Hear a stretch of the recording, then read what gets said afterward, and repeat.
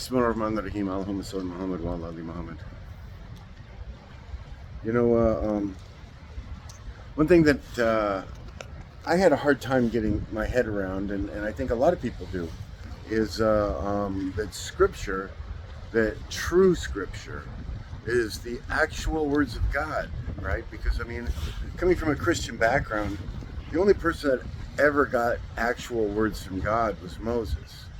And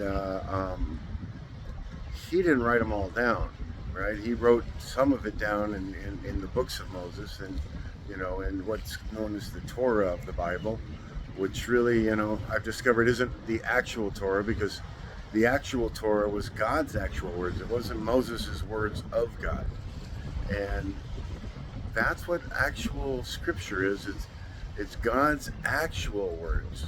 And quite frankly, if you believe in God, it's quite logical, because if God is merciful and loves those that submit to God, then wouldn't He make it easy for us to follow Him, right? I mean, it's only logical that He has actual Scripture for us. That like in Christianity, God is kind of hidden, right? We had these prophets that in the Bible are quite have serious flaws, which is not the reality.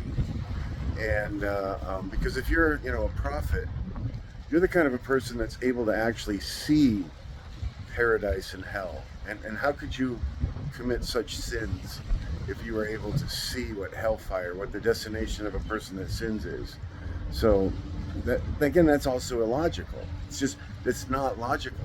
If you are someone that can see paradise, that can see the hell, why would you be doing anything that might put you in hell? You can see some mistakes maybe, but not intentional sins like in the Bible. And so this is one of the beautiful things I've learned since becoming Muslim, and since discovering that the Quran is God's actual words to us, right? And they've been preserved. And because of what's happened to the Torah and what's happened to the Injil, right, the good news given to Jesus, the Scripture given to Jesus, the prophet,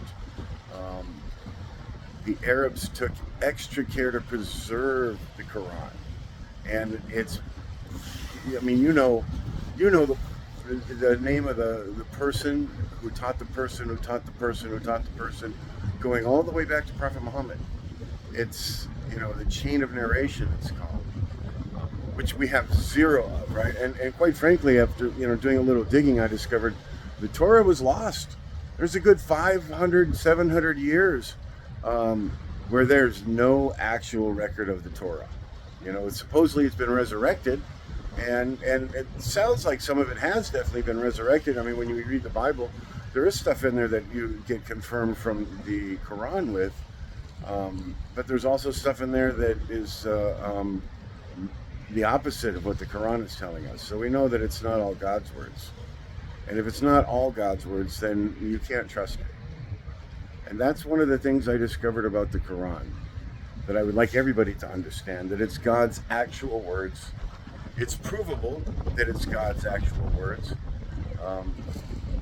Provable by signs, right? It's not a book of science, but there are scientific signs in there for the people that are logical. There are spiritual signs in there. A lot of people, it just touches their heart, even if they don't, even when it's recited in Arabic, which is the original, which is the actual only Quran. Everything else is a translation, and that's a best effort. But the actual Quran, or the actual Scripture, is only in the language revealed. The Quran happens to be Arabic. And people that listen to the Arabic cry. Not all the time, but a lot of times it'll touch your heart to the point where it wakes up your heart. And because it's our hearts that are sleeping, our hearts that are blind, our hearts that are dead, that need to be woken up. It's really our hearts that need to be woken up. It's our hearts that are blind, not our eyes. So, to waken your heart, you need to read a translation of the Quran so you understand it in whatever language you understand best. And if it's English, then please send me a message and we'll do what we can to make sure we get you a copy. Thanks for listening. Have a great day.